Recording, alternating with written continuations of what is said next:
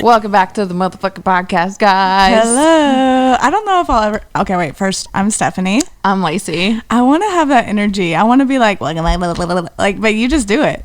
You know, it's like when someone calls action, poof, it's performer mode. I mean, it's not like exactly I'm performing, but that's kind of what comes out of me. It's another character. Like, I was on set this week, and my feet were hurting so bad, like blisters all over my feet.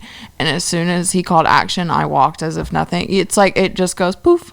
Wow. Yeah. Is that kind of like hypnotism a little bit? It's just like I don't. Yeah, I guess. So you're just on. So like, if I say action, you'll be like, okay, no. damn. Okay, cool. Well, what's up, everyone? How are we doing out there? How's it going? Yeah. What should we talk about in our current lives? What's going on? Well, first, I guess we can kind of discuss to kind of get into other topics. yeah. Our guest, Liz, she's An ex-Mormon. Y'all, we've been really interested in learning about religion and everything. Religion is a fine word for this, but we obviously grew up in the South, and religion was a big part of our lives, kind of like forcibly. Yeah. Kind of shoved down our throats. And we just, this podcast is a lot about growth and learning about things and people and lives that we don't really know about. And so we were, on this like train of like figuring out cults and everything like that. And as we were searching around, we found this girl that is an ex-Mormon and is blowing up on TikTok right now, talking about her experience and other stuff. And yeah, she really, really educated us on a lot of shit. And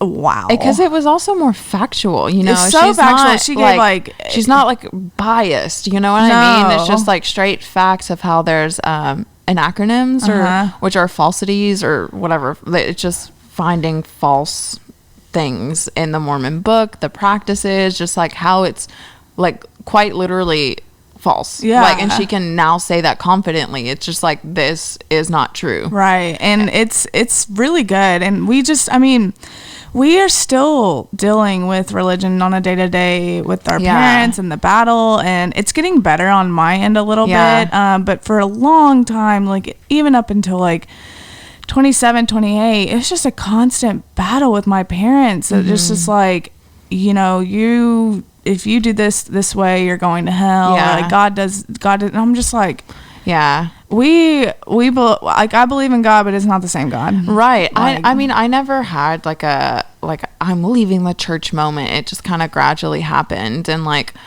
a couple years ago, I had a complete falling out with all of my family members, like for me developing my own personality, my own walk of life, my own interests, like diving into spirituality, like, and they could not stand the person I was becoming. It's because it was not the person that they wanted me to be. Yeah. And so, I even like dipped over into depression, partially because like, my family I had no family. I was like very like lonely.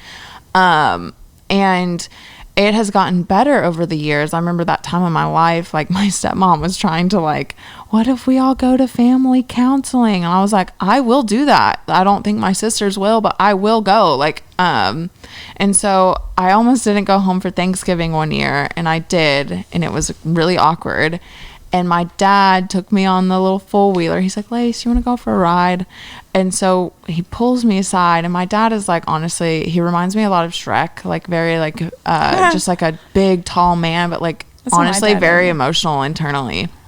So when he cries, it's a big deal. And he brings it up, and he's like, there was never a book on how to raise you. Like, he's like, I didn't know what I was doing. He was like, I was doing my best, but there's not a book on how to like parent. And he's like, I just tried my best. And he's like, I'm so sorry if I ever made you feel less than or like not accepted. He's like, I never intended to do that. And he apologized, and he started crying. He's like, I'm so sorry for everything I've ever done. And how I've ever made you feel. Oh my God. Yeah. And so that was in 2018, and my relationship with him has just gotten steadily better since then. It's so much different than it was. So much different. And he really has like lessened up his grip. And part of that is, obviously he has a man that stands very strong in his faith, very wise, and I love him for that. Like, he's a very loving, like, wise, giving man. Like, honestly, I love my dad. He's a great man.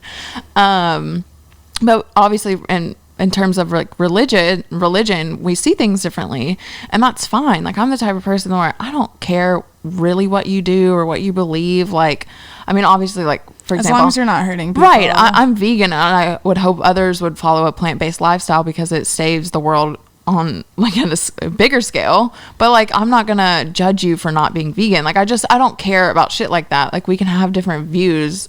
I literally don't care. And so I was talking to my dad on the phone this week, and, you know, my mom and I got into a tiff about religion, or her religious views. She was kind of pushing on me. And we're still kind of in an argument. I was talking to my dad about it, and he said to me, and it meant so much to me, he was like, you know, Lace, like, I know we see things differently, but he was like, I just respect you. He was like, I really just respect the person you are. And I was like, that means so much to me because I can feel it and I know it. Like, I respect people as well. Like, right. We can have different views and you can still respect each other. So yeah, just that felt good to receive from my dad.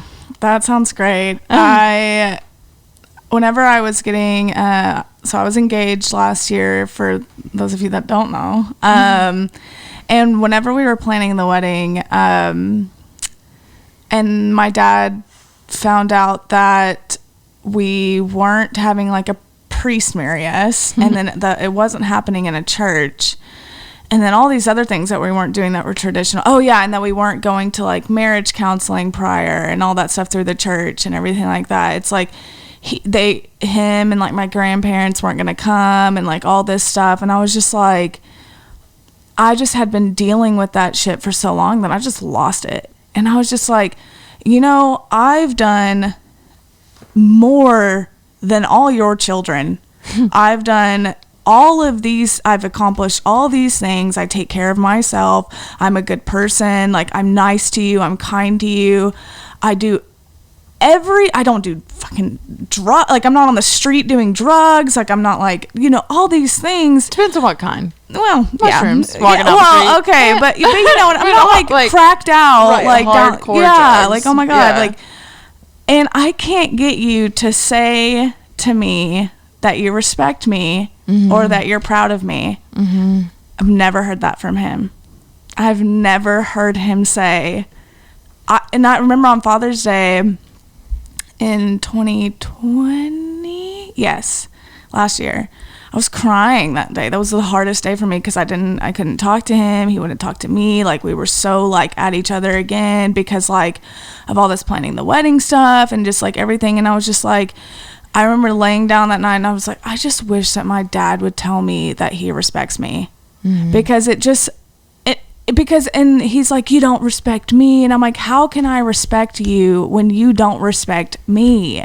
How can I don't respect people that like weaponize God and weaponize religion and use it against me all the time, and then like also that can't just like respect that I'm like almost at that time almost a fucking 30-year-old woman making my own decisions, making my own money. Like, what are you doing? Like, yeah, I know that you have this, like, you don't have a book of parenting, but you don't need to parent me anymore. Like, you can guide and you can be there for me and like offer advice, but like, you're done.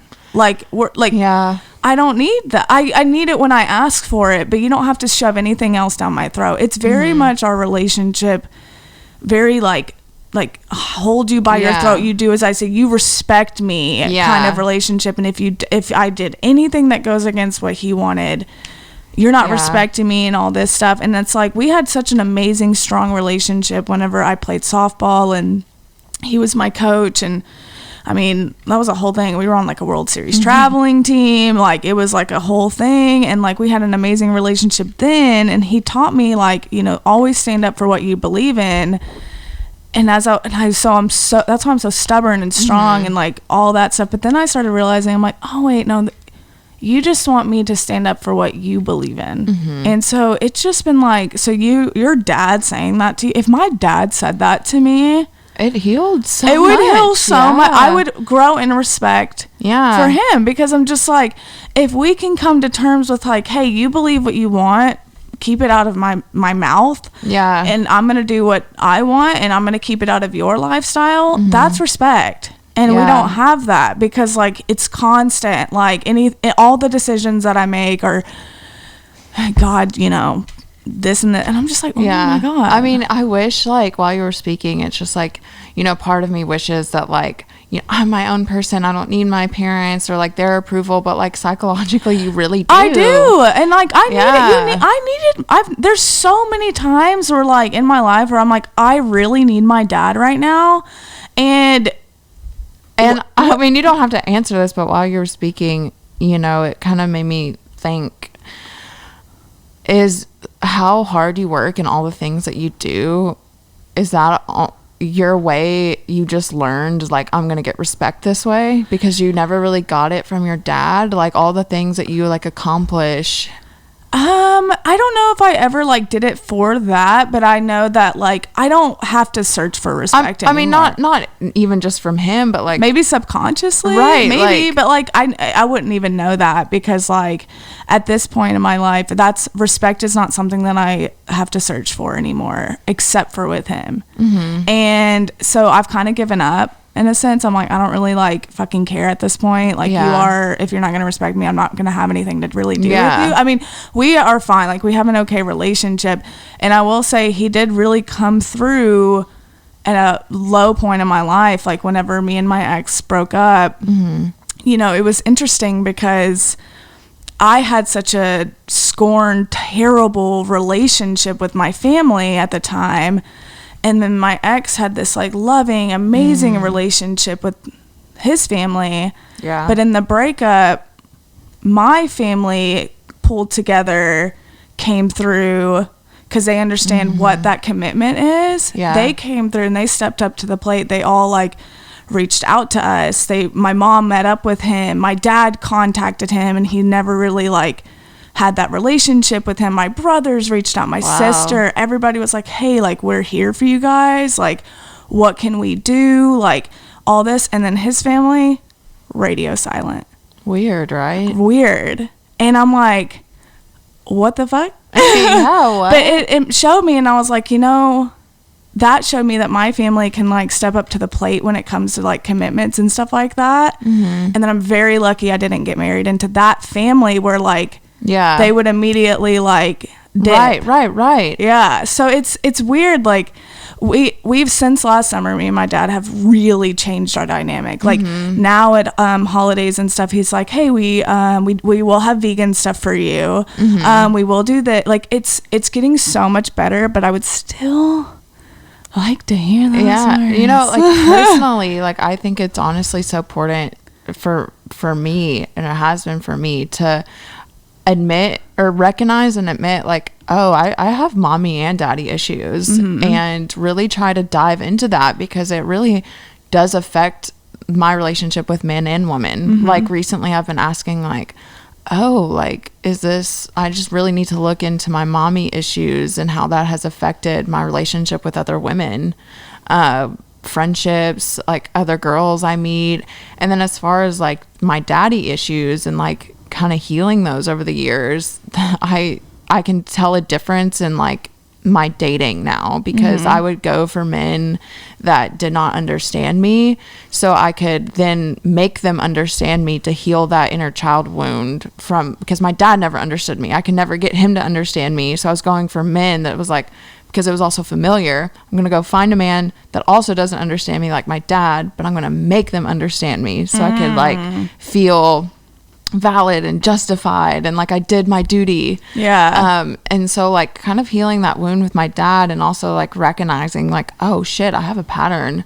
Like I have a pattern for men that really don't have time for me. Like, or like that don't understand me. And so like within healing that wound with my dad and like recognizing all these things and bringing awareness to it, it's just like, oh, like that's not healthy. This is what I'm doing. And like I just have better plans for my future partner. Yeah. I mean, when people say mommy or daddy issues, I never really like I don't really resonate a lot with it, just because like I was so close with my parents when growing up. Like, I mean, my dad was like my best friend, and then like I think the only like it didn't get into like my teenage years when they were getting a divorce. That's when, like, if I had some daddy issues, then but like I still like chose my dad's side, like all this stuff. So I think the only like mommy issue that I have maybe is like, which this is in even like if we're doing like mommy daddy issues, I can't even think of what my dad's would be. But I mean, but like him not accepting you. But like I don't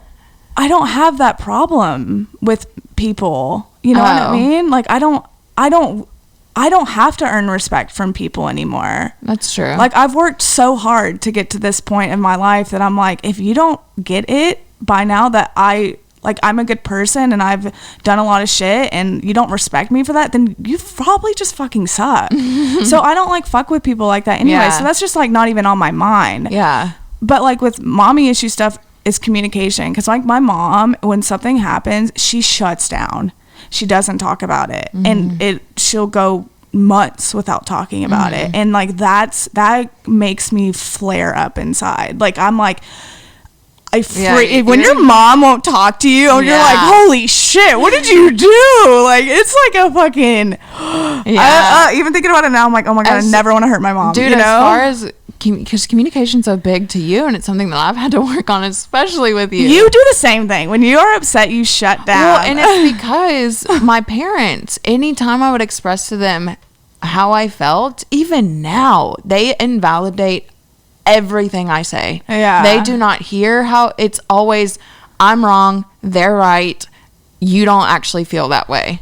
Yeah. And like even my recent fight with my mom, everything that how she responded like was so invalidating and like, are you even fucking listening? Yeah. And that's like, I have learned to just not even say how I feel because like, why? Like, yeah. You know what I mean? I've always kept it to myself because there's no point in arguing to me. Right. I wish that you would still argue though, because like I like hearing how you feel, even if like, because we'll get like in arguments and stuff, and like you'll stop responding, and I'm like, just tell me how you feel. Like I just want to hear it so bad, but it's to the point now where I'm like, I'm just scared of being invalidated. Like and I know that, and like so that's why like our recent thing, I don't even remember what it was, but I was like, oh, I see why you feel that way, but this is what I meant by this. It was the 2 dots.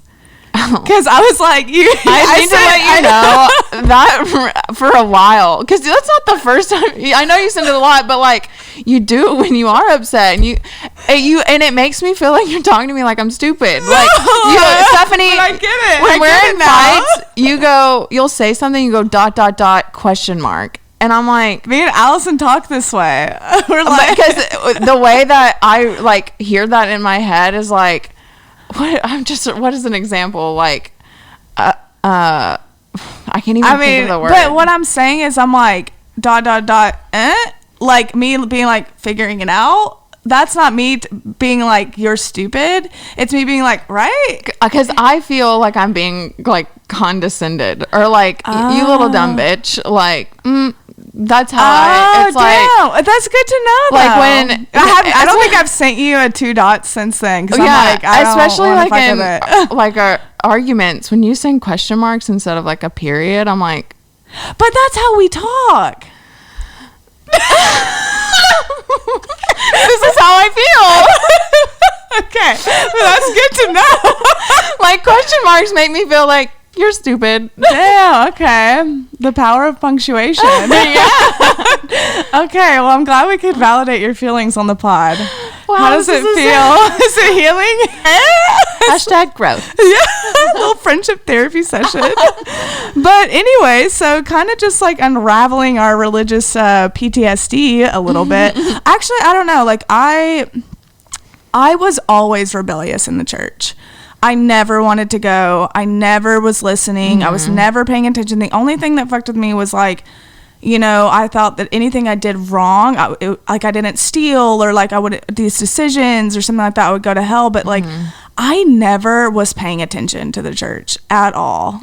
So I never like had this, I just knew the day that I didn't have to go anymore was it. Because I used to have to go 3 days a week. Yeah. And I was like, this is such a waste of time. Like, I did not ever feel at home there, because like I had my own relationship with God. Like I would pray at night and like just talk to him there whenever I was younger. And then even now, like I just never felt like I needed to like rebel and break the walls down. Like I didn't have that. And so she mentioned that like we talked about that a little bit, and I was just like, I just knew from day one, I was like, this is not it. Yeah. And I feel more at home with my relationship with whatever it is, that source that I'm good. And I'm good.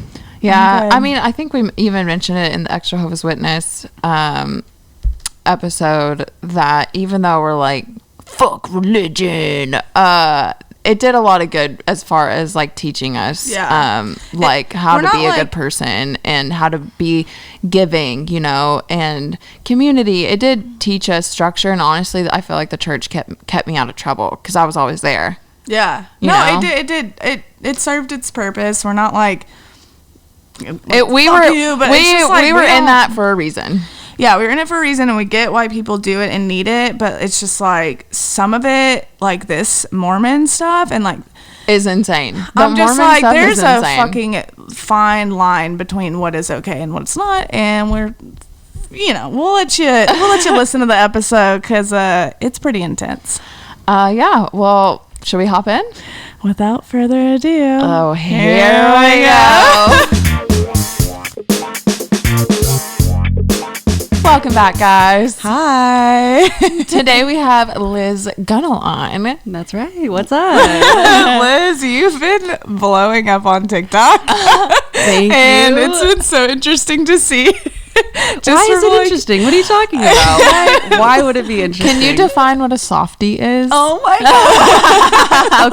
Okay. So, I'll go into this. So my TikTok, Lord Liz. Okay, I was making ex-Mormon content. That's why I'm here. I'm an ex-Mormon, and because I grew up Mormon. I grew up very like sexually repressed.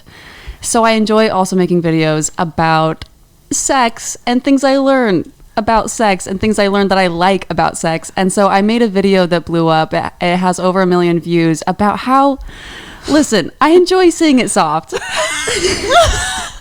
I really love, I'm not out of context. I don't just like sing flaccid dick, but I really like if I'm dating someone. Under consent. Yes, with consent. A consented flaccid dick. You guys would not believe how many flaccid dick pics I got after that video blew up. Oh my. Yeah, I got so many. I don't open them anymore. Liz is picking two avenues: flaccid dick and Mormon content. Yeah. That's my niche. That's my niche on TikTok now: ex-Mormon content and the occasional dick video. What I've always wanted to see, and I've expressed to multiple partners, I really want to see it go from soft to hard. I love it. That's what I haven't seen it. About. I've never seen the gradual like. Have you ever looked at balls because they move? Huh? Yeah. They move. They it's move. Like a universe in there. I found that out on TikTok. I know. Wait, what do you mean? They just, as you're sitting still, they move they're constantly regulating because of without the human moving. If you just stare at them, they're not moving. They just. It's like a waterbed. It looks like a little planet. They're just rotating in there? It's just like they're like. And I'm like, so Stephanie's gonna make a viral video about balls. That's her next move. If anyone wants to sign up for this video, let me go ask someone I'm comfortable with, and then be like, hey, nothing weird. Seriously, just have them lay down research purposes only. Look at it. It just moves. Yeah, it just moves. Anyway, okay, let's get into this. Liz, tell us about yourself. Like, where'd you grow up? Who are you? What's up? Okay, a little about me. I like seeing it soft. I'm kidding. Oh my God. So that's why I call some of my followers on TikTok, I call them softies. So that's what that is. Oh my God. It's going to follow me until I die. No, I love it. It's terrible. Okay, so I'm from Arizona and I grew up Mormon, very Orthodox. That's not a word that Mormons typically use, but I think the word Orthodox describes the level of your lifestyle. Does that mean like you're hardcore? Hardcore. You're gung-ho. You follow all the rules. I mean, I was born and raised in it. My parents born and raised in it. I think I'm 5th or 6th generation Mormon. Yeah, so What I mean, does that mean? Like her whole family. my whole has been family, Mormon. like their parents and then their parents and then their Are parents. your siblings? Do you have any? Yeah, And they're still Mormon? They're all, my entire family's Mormon. They all live in Arizona and they're all active. I have 2 brothers and 2 sisters. I'm one of 5 kids. So you're the only. I'm the black sheep. Oh my god! Out of like 5-6 generations, you're the one that was like. yeah. Well, I think that's like with Gen Z almost. Like, well, how old are you? I'm 27. Okay, so you're not really, but kind I'm a of. millennial. Yeah. Oh, okay. You're Yeah. like in the same. I'm on the cusp. Are you on the cusp? I'm almost 30. Oh, when am I So going to you're accept this? I am 30. That's how I feel about being 27, which maybe sounds obnoxious. 27 was the best year. yeah. That's the Really? year when someone said this to me. They were like, 27. That's the year things start making sense. Aww. Nina said that. Aww. We don't like her. Oh wait, who? Nina. I thought you said. Okay. Not him, but cute. Anyway. But yeah, okay, cool. Yeah. So, Arizona. I came out here 6 years ago, and I knew when I moved out here that I was going to stop going to church. I had kind of like mentally checked out, and it's a big deal when you leave. Obviously, it's your whole life. It's a very strong community, very strict upbringing. And it's a big deal when you leave the church. Yeah. You know? So I wanted to, pursue other things, but also just live my own life without them like judging me. So I didn't come out of the religious closet when I was living with my parents. I wanted to wait until I was living on my own. So I mean, it'd be easier. Yeah. It was a lot.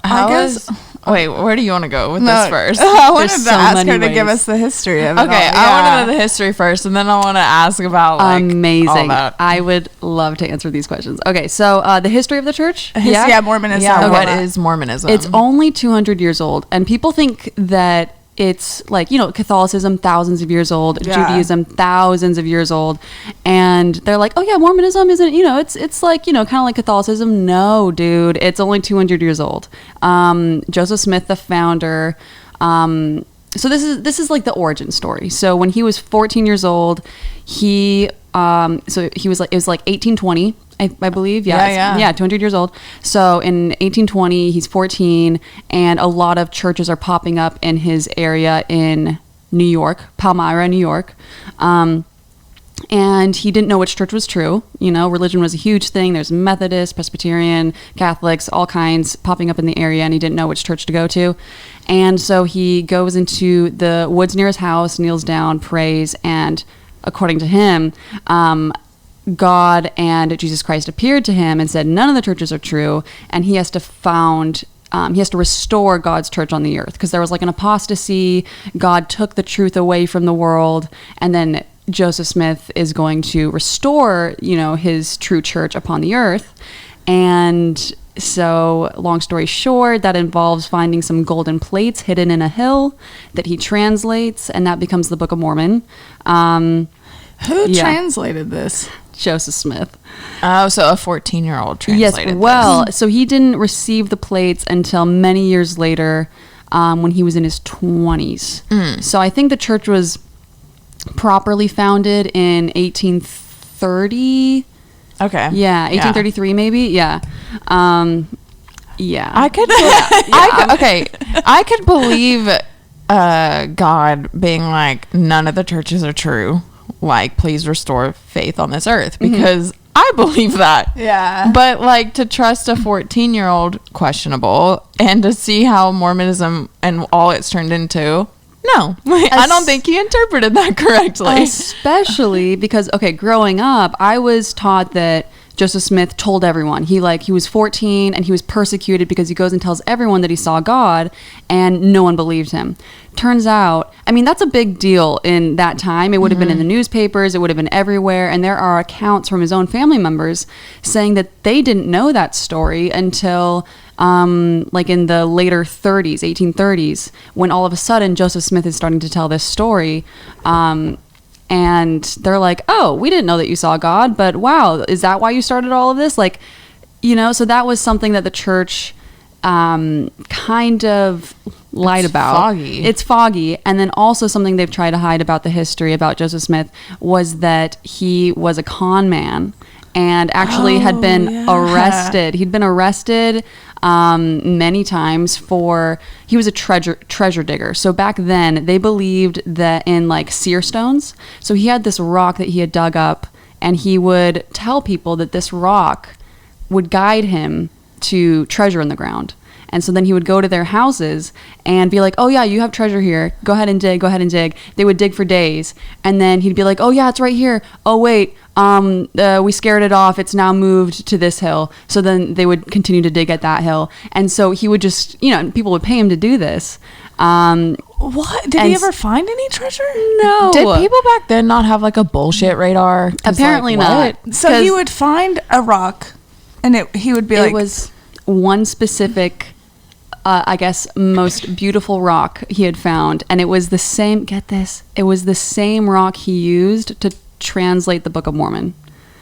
He used a stone in a hat to translate the Book of Mormon, which the Mormon Church, which is also, I should say, the Mormon Church, that's a nickname. The proper name is LDS, or the Church of Jesus Christ of Latter-day Saints is the full name. So when you see So where did the name Mormon? It's just like they were like, that rolls off the tongue. I mean, Mormon. I think because the Book of Mormon is what separates the Mormons, because they do believe in the Bible and they use the Bible, but they definitely mostly use the Book of Mormon. That's like the more recent bit of doctrine from God. And so I think that's why people call them the Mormons, because like, they're always trying to give you a Book of Mormon, and they're like, read this book, and it's the Book of Mormon. So people just started calling them the Mormons. And Joseph Smith wrote this, basically. Yeah, he did. He did. Whenever with these plates, where did he translate them at? Like did people? Wait, where are the plates? What did anyone else see them? No one else saw them. They're not like in a museum somewhere? No, they're not. Okay, so that, you guys are asking good questions. You would think that, other people would be, other people in, Mormonism would be asking these questions, but they don't. Nobody? Okay, so.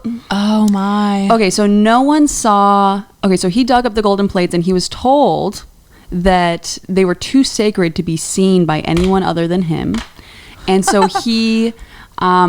What people would see, like his friend that helped him translate them, would see like a big square stack with a cloth covering it. Yeah. And it was probably just people in accounts, they describe like a rustling. So people think that he maybe manufactured some like copper sheets and just stacked them together. So it would feel kind of like thin pages. But no one saw them. And he actually didn't even use the plates to translate. So because they were so sacred, he would usually keep them hidden upstairs, and then him and his scribe would be sitting across from each other. He would have a hat, and then he would put that magic stone in the hat and then cover the opening with his head so it's completely dark, and then read the stone because it was lighting up, telling him what was on the golden plates. Is this guy serious? Yeah. Yeah, but that's also the reason. Like Harry Potter shit. But also, I should also say that the church, this is the true narrative, but the church did not teach this, and they're starting to actually like kind of own their history a little bit. But the truth, I was taught that Joseph Smith actually did use the golden plates, and he had what was called a Urim and Thummim, which are basically spectacles, like glasses, that help him read the plates, and that he actually was like looking at the words and translating them, and then there was a guy across from him writing down what he was saying. But it turns out that, I mean, there's proof from so many accounts that Oliver Cowdery, who was his scribe, never saw them. They were always separated by a curtain, and the plates were never there, and he had his head in a hat. So this reminds me of like a child being like, I have it. No, you can't see. No. It just makes me... It's also giving me the vibes of like how the way I was raised in the Christian church is There were like all the photos of him in Bible school. He was white. Exactly. Oh, yeah. Exactly. Jesus is white. Yeah. Yeah. Like, this dude is a white guy. Like, it's like a little modern day religious fuckboy. Like, God. Wait, so, okay, why Utah? Like, why is that like a big place? Yeah, so Utah's the Mecca for Mormonism, because the Mormons were heavily persecuted, mostly because of, so Mormons view their persecution history because they had the truth and Satan was riling up people against them, and, people had hardened their hearts and didn't want to hear the truth and were basically just treating them like shit. When in fact, the real reason people were treating Mormons like shit is because Joseph Smith was marrying all their wives, and they were get into that. They were basically stealing land. They just were not good neighbors. Anyway, so they Nauvoo. So I think they settled down in Nauvoo, Illinois, and then ended up being driven out and settled down in Utah. And so that's why there's so many Mormons there, because they all just kind of moved there after being kicked out. They migrated west. Yeah. So yeah, that's how they all ended up there. Oh. Yeah. But there's a massive community in Utah, Arizona, and Idaho. Huge communities. Yeah. Well, what was your childhood like growing up in this? It was good and bad at the same time. So I think a big reason that I left was I got pretty disillusioned at a young age when I was 8, which we can go into. But I mean, overall, I had a happy family. I had everything I needed, a strong community. I really did have a happy childhood, but where it got really rough for me was it's really intense. It fosters a lot of shame and guilt for things that are very natural. Okay, so I'm going to try to not make this story too long. But okay, so when I was 8 years old, I had a friend who wasn't Mormon, and she was, Presbyterian, I can't remember, but she just wasn't Mormon, but she was religious. And she invited me to go to her church, and my parents said no, but she could come to ours. And I remember really wanting to go to her church, and so I wasn't allowed to, but I ended up going to some youth group with her and feeling the spirit. That's what Mormons call the Holy Ghost. It's a good feeling that you have when you're doing the right thing. It's a spiritual guide to you. And so I remember going to that youth group with her and feeling the Holy Ghost, feeling so good. And we're doing her religious things. And I remember in my 8-year-old brain, I'm like, what if my church isn't true? And what if Laurel's church is true? So there was that instance. And then another thing that happened was her and I had this, just like kids do, we kind of got into a cliquey club, and we had this little notebook, and we would write mean words about people in there. I mean, just like we're kids, and we're like, oh, so and so was mean today, I'm gonna call her a bitch, and we hardly know how to swear, but I had learned some new swear words, and so I mean, including fuck, which was a huge no-no. Wow. Okay, so these two instances made this happen. So I got home from a sleepover at Laurel's house, and I'd completely forgotten about this notebook. We hadn't used it in months, and my twin sister had found it under my bed and given it to my dad and been like, look what Liz wrote in here. And so my dad approached me with it and confronted me and was like, what are all these bad words you wrote in here? And he's the sweetest guy, and he was so disappointed in me, and I felt such shame, instantly. And the fact that the F word was in there, I was like, oh, whoa, I must have been, so wicked and evil. I must have really been consumed to have written this. I forgot that I wrote this. And then I think, so, I'm just completely, guilted by that, and how, rudely I'd written of my friends and family, people that I loved. And then around the same time, I think just a couple days later, I happened to hear my mom on the phone with a friend talking about spiritual shit. And she was like, yeah, if you don't believe the church is true, or if you deny the Holy Ghost, then you're going to hell. There's no way that you're not. And I was like, oh my God, I thought that Laurel's church was true and my church wasn't. And I'm only 8. and I felt like the floor was falling out from underneath me. I knew in that instant that I was like condemned to hell, because I was like, I didn't think my church was true, and I wrote fuck down in a notebook. So I was 8 years old. I cried myself to sleep for months because I truly believed I was going to hell. And then at the same time, I'm in this very, vulnerable, anxious, terrified state, and going to church every Sunday and getting taught lessons like, oh yeah, your thoughts are sins. You can, thought sin is a thing.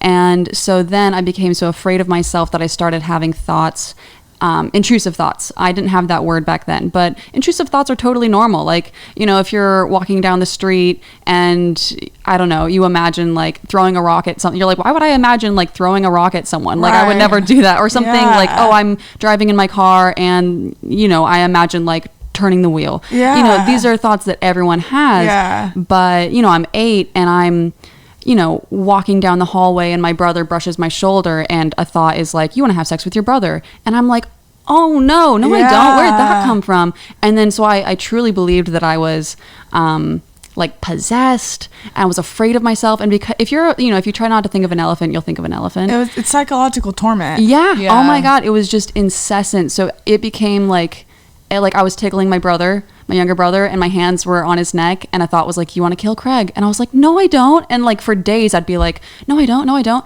And so, so a word that I discovered recently, which really helped to like kind of, I don't know, heal from that and process that whole thing. So a term is scrupulosity. Whoa. So scrupulosity what is a word. I know.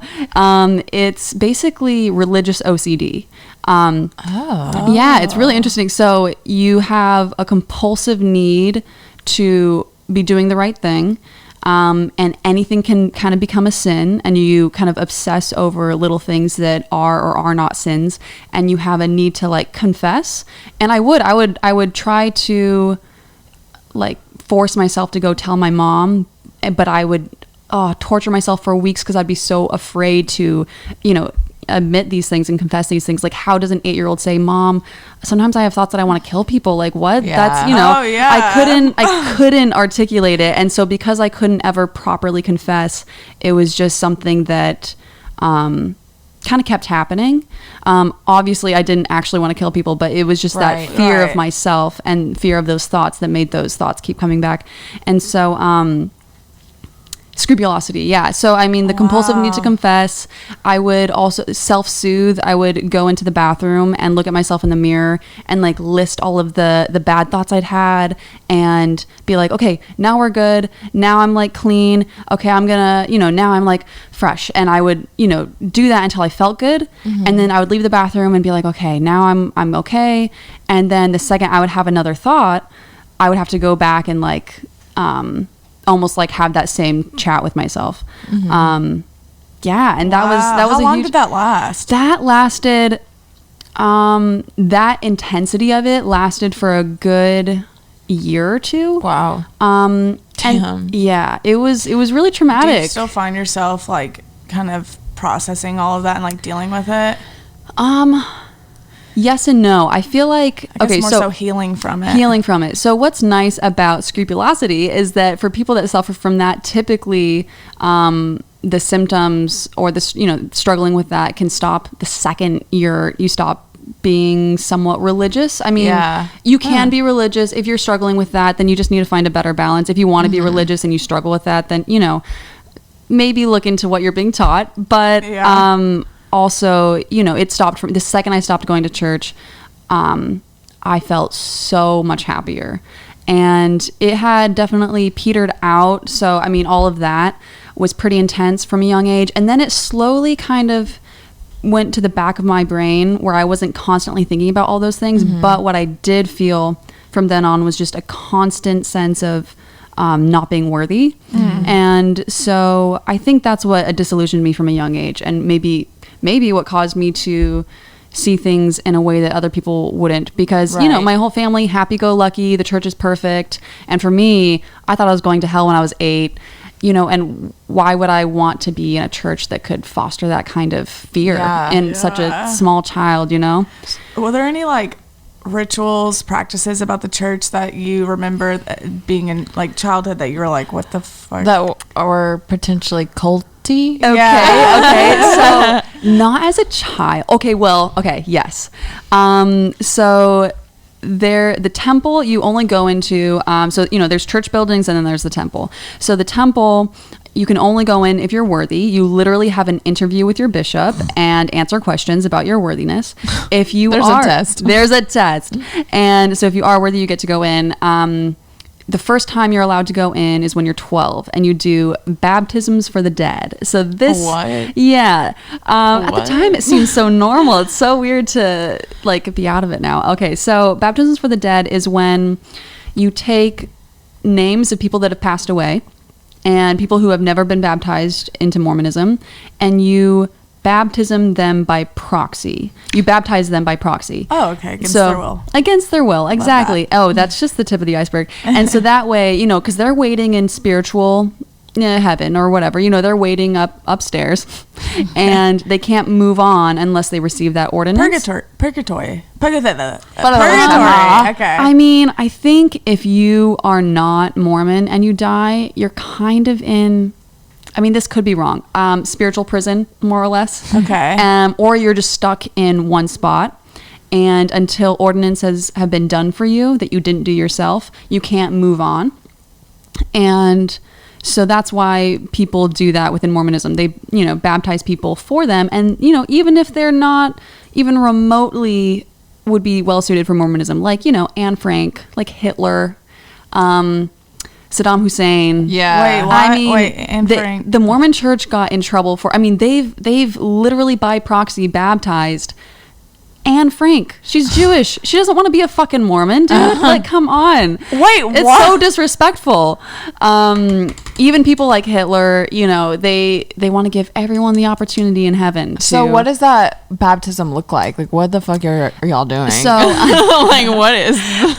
So typically 12-year-olds are doing this. Why does that sound so terrible? That does sound terrible. 12. Yeah. 12 through 18, I think. Weird. Yeah. So you're dressed in white, and you go into the baptismal font, and a man is there. And so Mormons believe in being baptized by full immersion, so your entire body goes underwater. It's not like a sprinkling on the head or anything like that. So the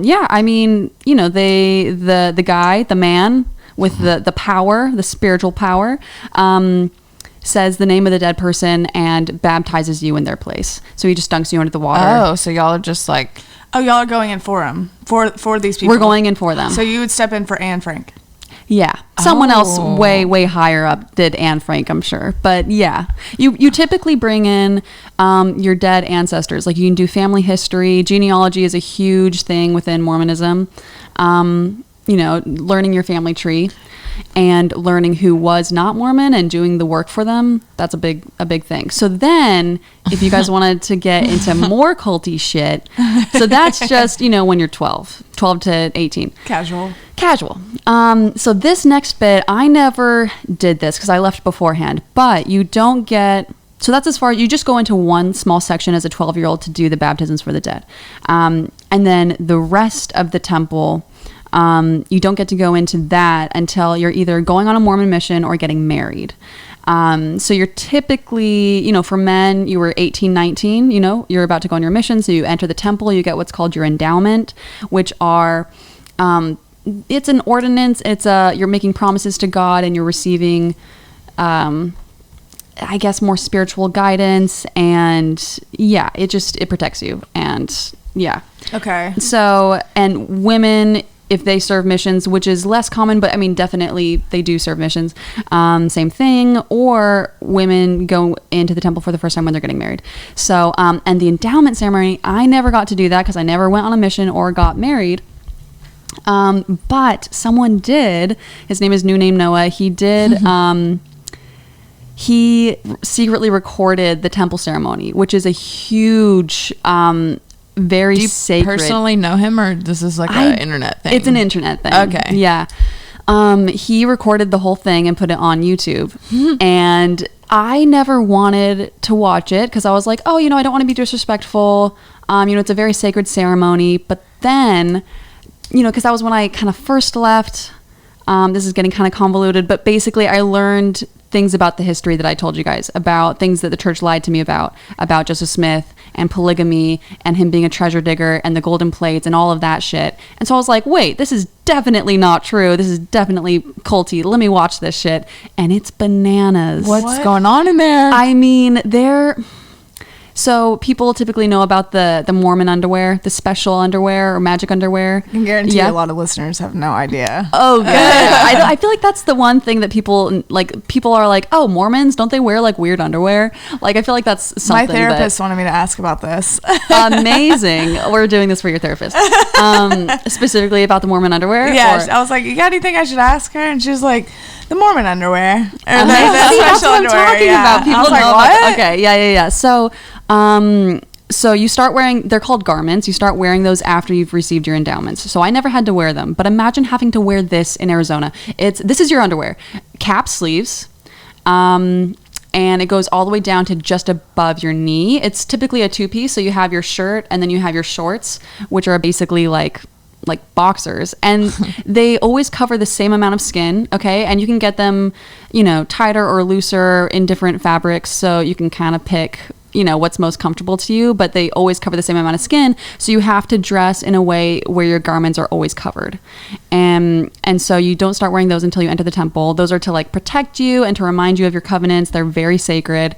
And then within the temple, you are wearing, oh my God. I mean, I don't even know how to describe this. The men, you're usually, okay, you're all in white, but you do have green aprons on. And the men are wearing what kind of looks like a baker's hat, like a big puffy white hat. And it's all kind of metaphorical, I believe. But what's crazy is this endowment ceremony. Have you guys heard of Freemasonry? The Freemasons? Yes. Yeah. Okay. Joseph Smith became a Freemason, and 2 weeks later, he introduced the endowment ceremony, which is almost exactly identical to the Freemason ceremony. I'm not sure exactly what the Freemason situation is like. It's kind of like a fraternity. I'm kind Okay, of a like, fraternity. Honestly, Okay. I think it's men only, and it's kind of like a guys club thing. Weird.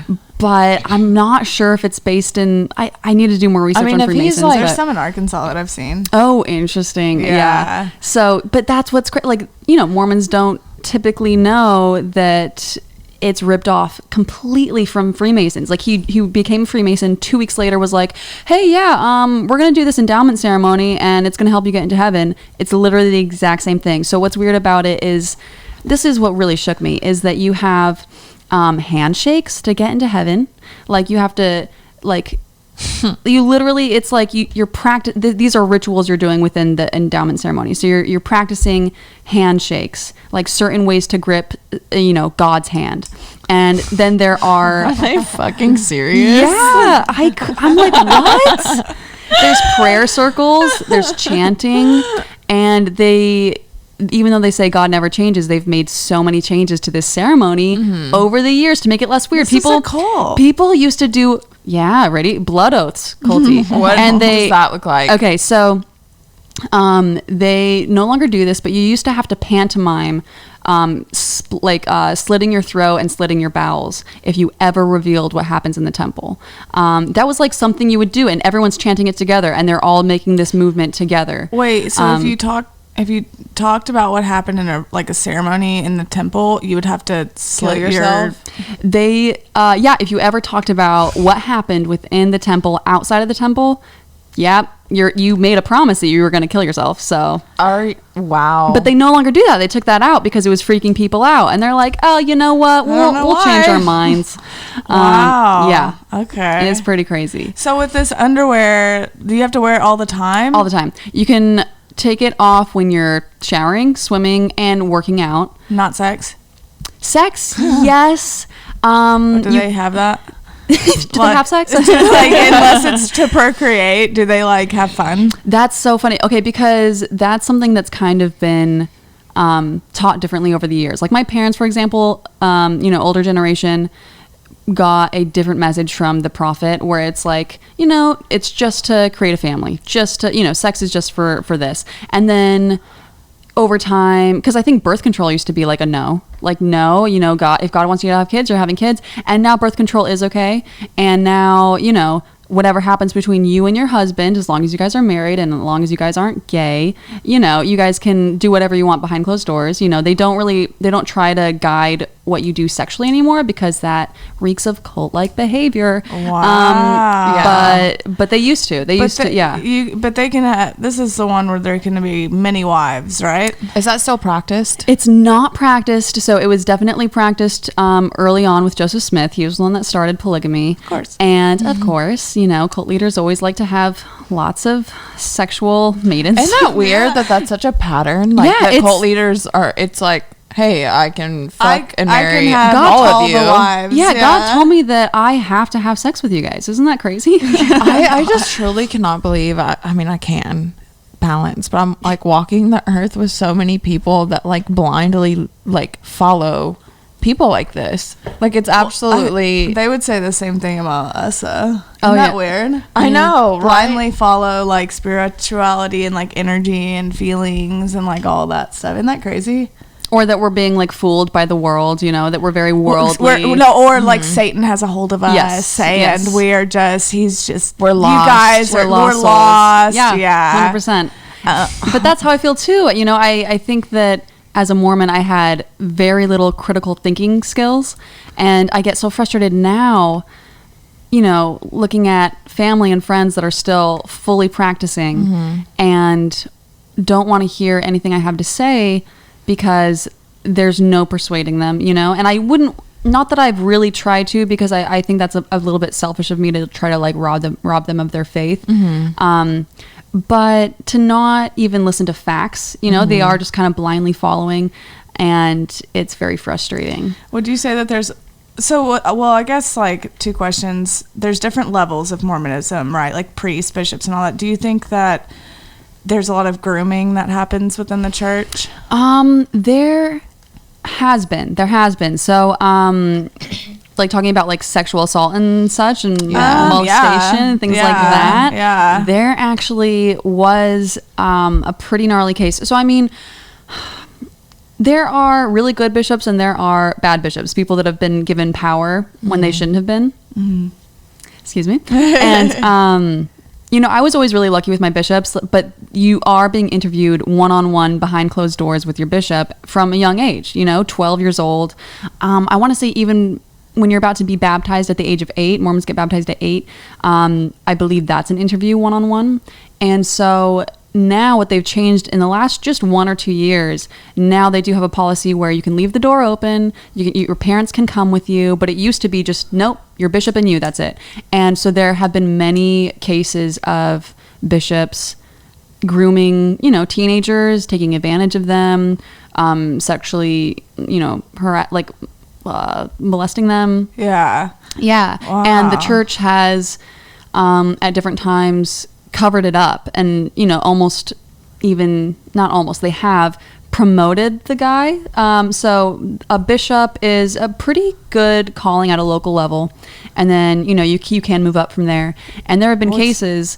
So the next one would be I think like a high counselor or the stake president. So a bishop is in charge of the congregation at a local level, and then a stake president is in charge of many church buildings within that region.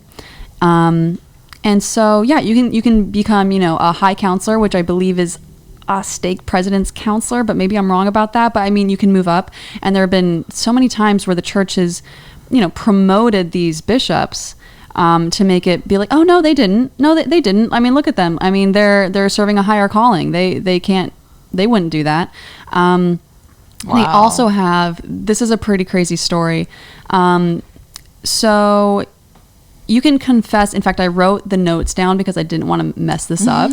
Yes. Okay. Yes. So this guy, there was, this happened a couple years ago. There was a dad, in a Mormon congregation. He confessed to his bishop that he was molesting his children. and even like raping them. I don't know how explicit he was, but he was upfront about abusing his kids to his bishop. And the bishop reached out to the higher leaders, and they actually have a hotline, a helpline for bishops, because bishops are just random guys. They're not therapists. They're not anyone. They're just someone in the congregation. Well equipped to handle they're stuff not like that. So they have a helpline where the bishop can call. It's the church. It's basically a PR church phone line, and they're like, hey, someone's, I have someone that admitted this to me. What should I do? Do I go to the cops? Do I just work with him, on a personal level? And so the bishop did that, and he was told, oh no, you don't have to go to the cops for this because of the clergy penitent privilege, which is where, people like clergy, they don't have to report, like it's confidential, right? And they can't report it to the police because, it's confidential. But this is actually, cases like that are exempt from that. If someone's being abused or hurt or someone's breaking the law, that's exempt. Like with my therapist, if I tell her that she can't tell anyone anything, but if I tell her, hey, I'm going to go shoot up this school, guess what? She has to fucking stop me and tell somebody. So it's similar to that. So this dad tells his bishop, the bishop does nothing because the church told him not to report it. And so this went on for years. It went on for years. And then he was eventually arrested. He was somehow found out. And then the church had to make a statement, and I think they denied it. They were like, oh no, we always tell people to report this. And no, they didn't. They lied. They just covered their asses. So there's been a lot of cases like that where they've really dropped the ball and really fucked up. Fucking crazy. That like whole story made me feel really sick. But like also like with the church, it's just like, how can you preach all of this shit and say this is the right way and say it's like based out of love, and then are you fucking serious? Especially because they preach within a lot of Christian religions, but especially Mormonism, that like sexual sin is next to murder. Like you can murder someone, that's the worst thing you can do. The next worst thing you can do is have sex outside of marriage, or be fucking molesting kids, raping people. I mean, that's like, the next thing, and yet they protect these abusers to protect their own name. So it's so stupid. It makes me so mad. It makes me so mad. Yeah. I have said this, I'll say it again. I don't get it. Like, I don't get the appeal. Well, yeah, because like, what is the afterlife for Mormons? Like, what is that? Yeah, so afterlife for Mormons is it's interesting. It's pretty forgiving, to be honest. So there are 3 levels of heaven. Okay, so it's telestial, terrestrial, and celestial. Celestial being the highest. Mm-hmm. Celestial, you get to live with your family forever. You're with God. Is this the first level? This is the highest level. Highest level. The other 2 levels, though, they're still apparently like paradise, but telestial, the lowest level, it's paradise, right? It's still beautiful. It's still better than Earth. And guess who gets to go there? Fucking rapists and murderers and like really shitty people. The only people that I was taught go to outer darkness or purgatory, but Mormons call it outer darkness, are apostates. Like people that leave, or that people are not Mormon. Yeah, people that aren't Mormon, but people that had the truth and left. So people that left the church go to somewhere worse than a murderer or rapist. You got it. That's exactly right. I know. And honestly, they may have changed their doctrine on that, because I feel like that's something that would be a good idea that they do. Yeah, because they have to, remain relevant. That's what they did with, black people in the priesthood. So they didn't. So up until 1978 or 79, well after the civil rights movement, it wasn't until then that they allowed black people to go into the temple. Or to receive what's called the priesthood. So that's what men get. That's the spiritual authority that men have. And so up until 1978, black people couldn't have it. And then as of that year, they were like, oh, you know what? God changed his mind, because they had to stay relevant. They had to, God changed his mind. Yeah, so they said originally God said no black people inside the temple. He works in mysterious ways, Stephanie. Wow. Yeah. Well, how do they view LGBTQ? Oh, that's a hard no. But so you cannot be gay, but they've also kind of evolved their stance on that as well. I remember being a kid and being told like, oh, it's a choice, and you're not born that way. Exactly. And then as of the last couple of years, some people are born with it, and that's their trial to bear in this life. Okay, so now it's like, okay, it's not a choice, but if you act on it, you're like going to hell. So you have to basically be celibate for your whole life, or be in a marriage where you're not attracted to your partner. In 2015, they released a policy where if you're a kid and you have gay parents and you want to be Mormon, you can't be baptized until you're 18, and you have to disavow your parents' lifestyle. Oh, wow. But then, I know, that's so fucking gnarly, where, oh, you have gay parents, but you really like our church? Like, we're not going to accept you until you're 18 and then tell your parents that they're living in sin. But then they got such backlash on that. And there was a huge soaring of suicides, especially in Utah, where there's, a lot of struggling LGBTQ people, because they're in such a strong Christian Mormon community.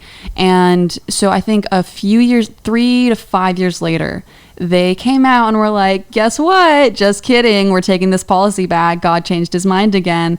So that's no longer a thing now. I mean, they're not going to discriminate against people who want to get baptized, even if their parents are gay.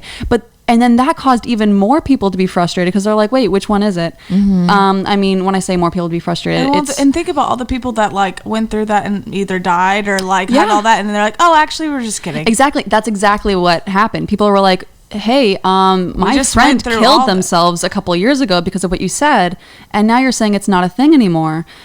It's really frustrating. But like I said, he works in mysterious ways. They hide behind God. They weaponize him. Yeah. Like someone said this to me. They don't take responsibility. Anything is a weapon if you hold it. If you learn how to hold it right. Wait, what'd you say? Anything is a weapon if you hold it. If you learn how to hold it right. You know what I'm saying? Or like if you hold it in a specific way. And that's like what these religions do. They like take God and they're like, yeah, like, well, God said this. Exactly. Yeah, how does it? Because I'm seeing like this whole thing with TikTok and how more people are leaving the Mormon church now because of the awareness. Yeah. You know anything about that? Yes, I do. In fact, you kind of summed it up really nicely. It's awareness.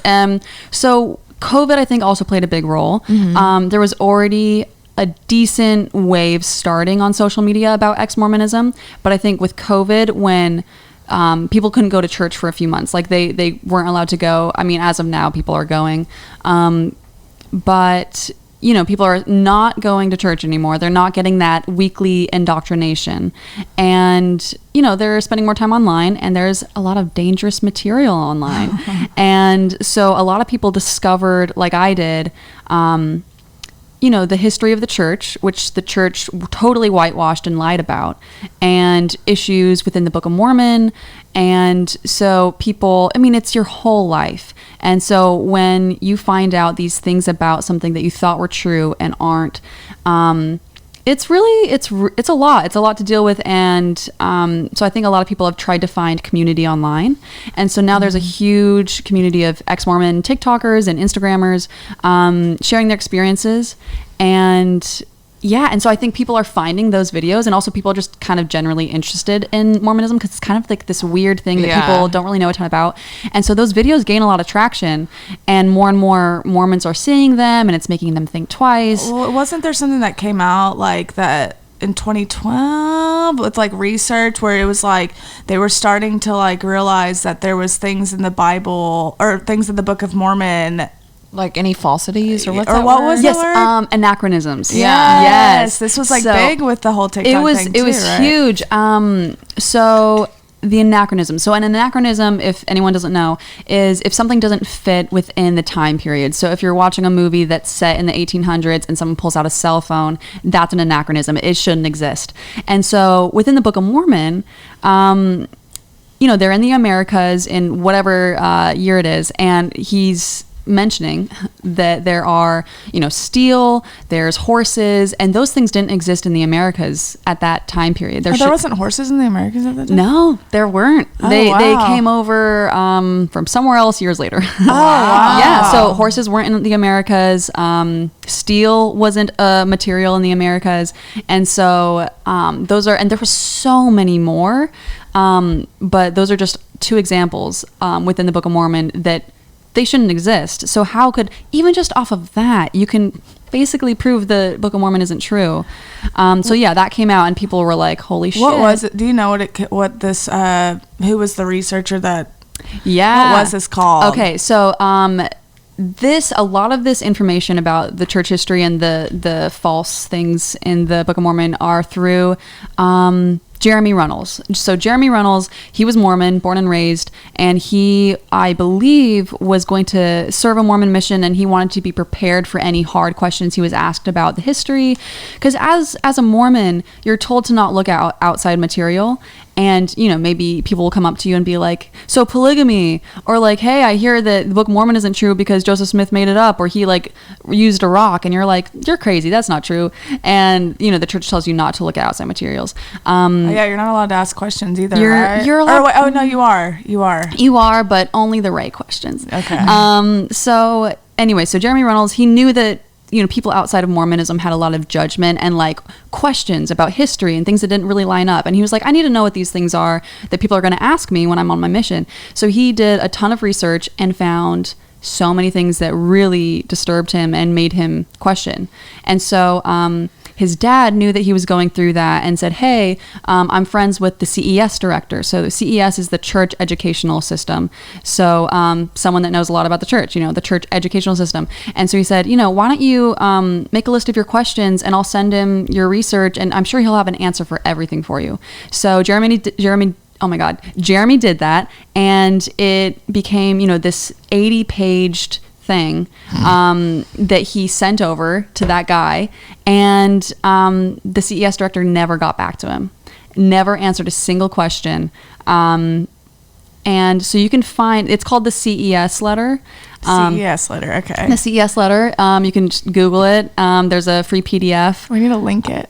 Please do. Wow. It's it blew my mind because I left the Mormon church more so for emotional reasons, that trauma from when I was 8, feeling like I wasn't worthy, I wasn't happy. And it just, I wanted, I was so curious about other things in life.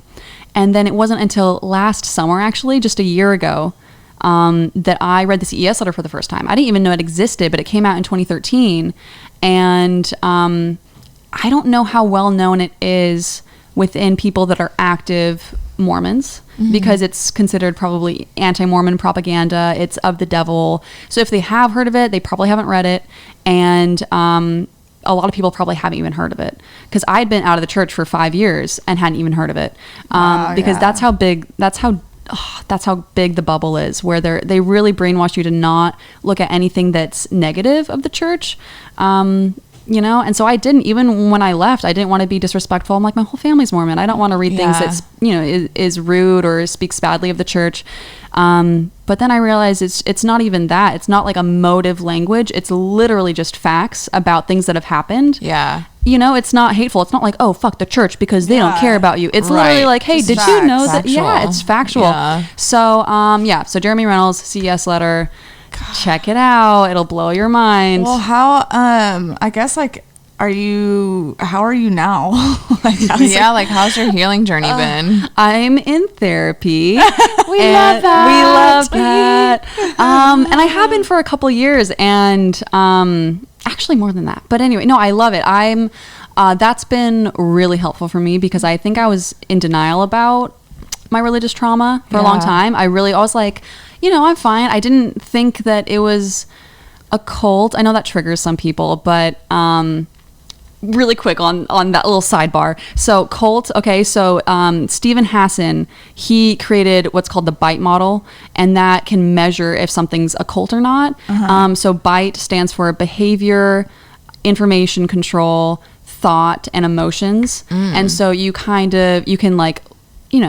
analyze different religions, Scientology, Jehovah's Witness, Mormonism, and see how high it rates on the bite model. Like, do they control the information you're using? Do they control your emotions? Do they things like that? And guess what? Mormonism scores pretty high, so I feel comfortable calling it a cult at this point. I mean, me too. Yeah. It's pretty gnarly. Yeah. And so, I mean, it's been a long time healing, and I was really afraid of the world for a long time. I honestly didn't, when I first left, and I moved here, I hardly left my apartment for 2 years. Oh, wow. Yeah. I was in my little bubble, and looking back, I was like, oh, I'm just, I want to watch Grey's Anatomy for 12 hours a day. I want to just order food and not see anyone.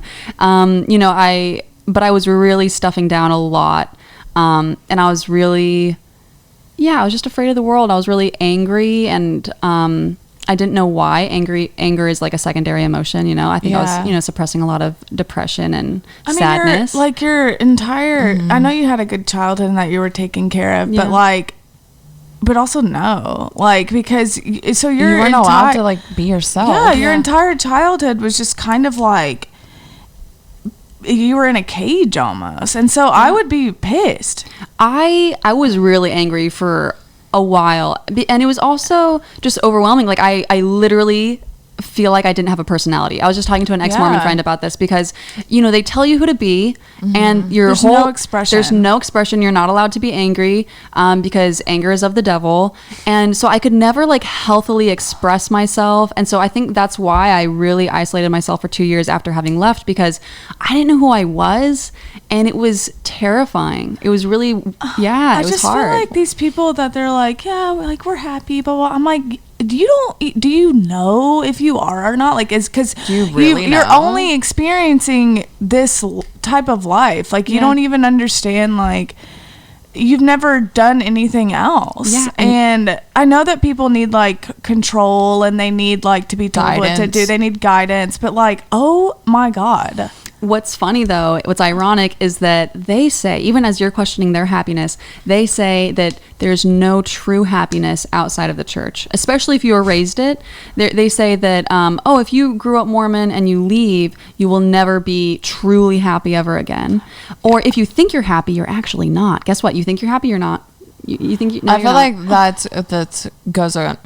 It's all religions say that. Yeah, I had someone that I know recently say that to one of my friends, and they were like, you'll never be fully fulfilled without Jesus Christ. Yeah, and it just makes me so mad, because I feel happier than ever. I feel more free. I feel like I truly know myself, and I'm fulfilled.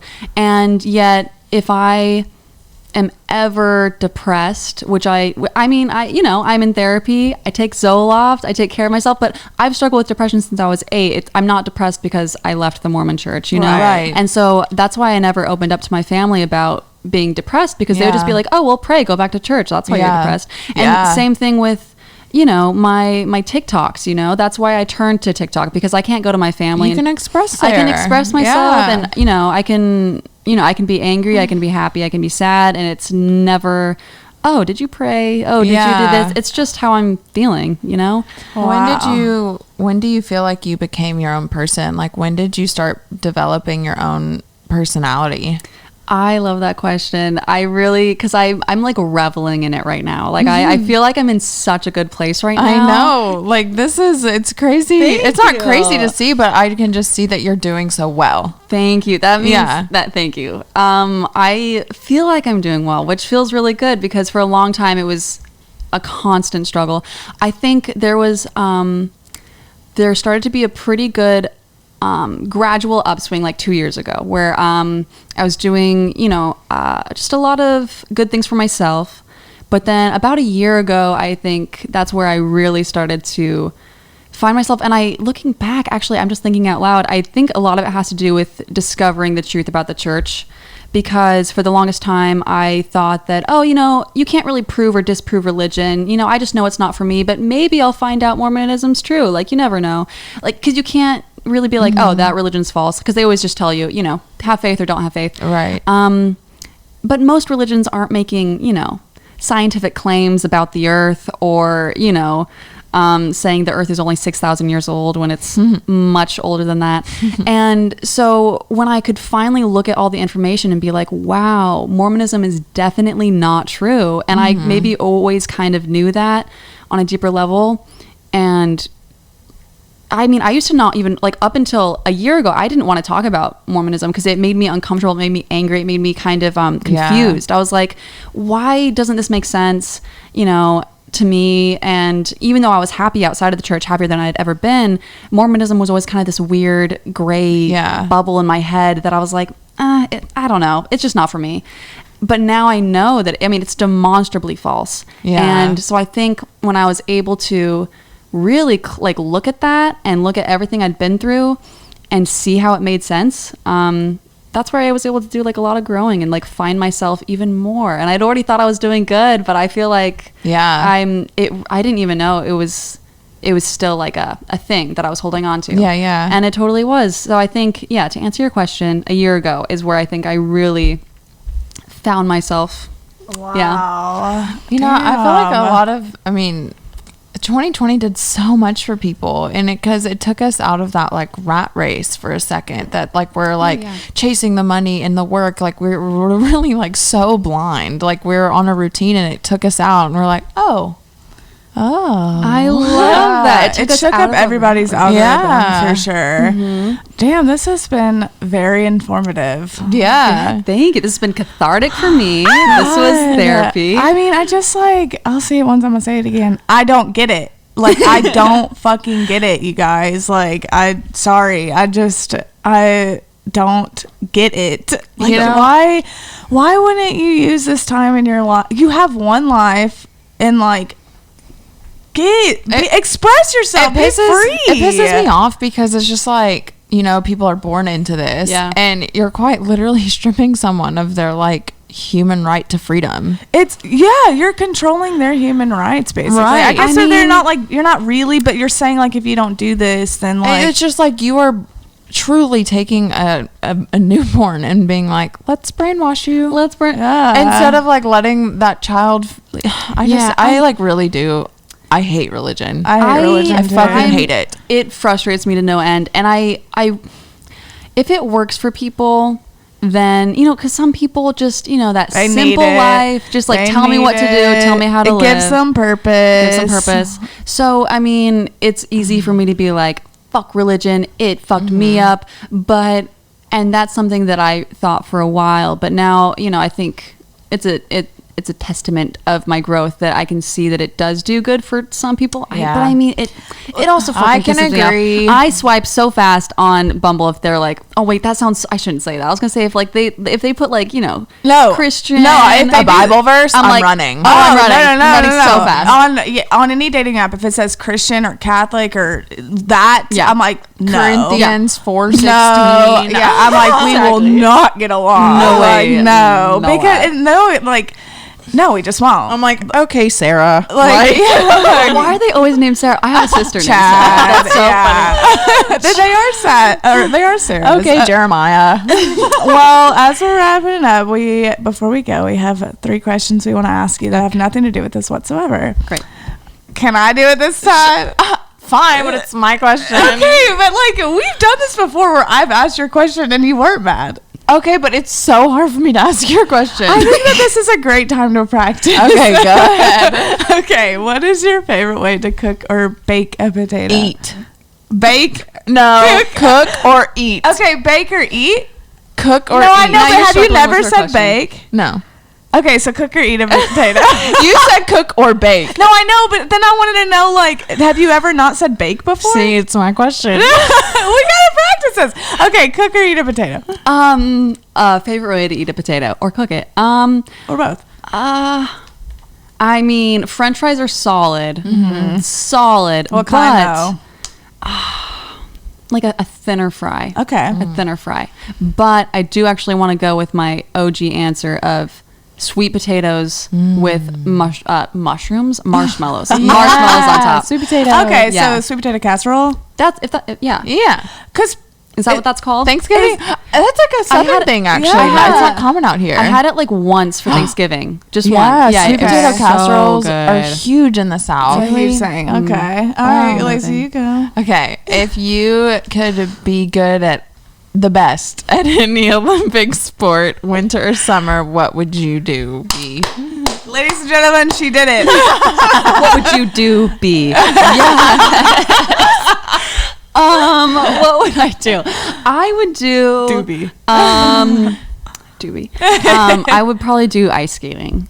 Yeah. It's so elegant. The girls always have amazing legs. That's literally what I said yesterday. I was like, it's Really? elegant. It's elegant. I It's love gorgeous. that, but it's the blade thing, I'm like, yeah. I'm like, there's What a is lot that? of those. What is that movie with Will Ferrell? The Blades of Glory. Blades of Glory. It's so funny. So funny. I haven't seen that in forever. Anything with him though. Okay. Okay. If you, last question is, would you rather smoke weed on the beach or trip psychedelics in the desert? Smoke weed on the beach. Okay. Yeah. Have you done psychedelics? I've never taken psychedelics. I'm curious, but I'm also Give it a minute. scared. After what It'll you've find gone you. through. After what I'm in no rush. You know, I Yeah. feel good in my head right now. I don't know if I want to fuck shit up. Yeah. And I'm also on antidepressants. I'm like, I don't think that you can then. really? It If you're keeps you from taking an tripping? SSRI, Yeah. it makes it to where you can't trip. Well, there you go. I mean, I don't know if that's true for everybody, but in my experience of that, you can't. I've never taken an antidepressant, but the people that I've tried that do and have tried to trip around me, they literally can't. Interesting. Okay, well, my decision is made then. Yeah, so but Boop, done. Okay, well, dang, this has been so informative, and I guess tell our listeners, where can we find you? Sure. So my TikTok is Lord Liz. It's very entertaining. It is entertaining. Entertaining. Next video. So yeah, TikTok is Lord Liz, and then Instagram is Liz Gunnell. Yeah. We'll tag you and everything. Tag me. And yeah, guys. If you made it to the end, let us know what you think. Let us know if you have any questions or comments. Have you experienced any Mormonism or any kind of culty things? Do you know any other cults we can dive into? Yeah. You know? So. Yeah. Lacey, let's end it, Lacey, because we've been practicing this week. Let's go. Thank you guys so much for making it to the end. Please let us know your perspectives. Obviously, we talk about just things that aren't commonly talked about, and I know that everybody has different opinions, different walks of life, and perspectives. So we would love to hear your take. We're open to all comments. But yeah, if you would like to keep up with us, you can find us at Oh Here We Go on Instagram, Facebook, Twitter. You can watch the episodes on YouTube, and I think that's pretty much it. Yeah. Yeah, we really appreciate you, and we really appreciate you. This was so informative. Thank you. Thank you you. so much for having me. This was so fun. This was Yeah. great. Well, I guess on that. We'll see you in the next episode. Yeah. Bye. Bye.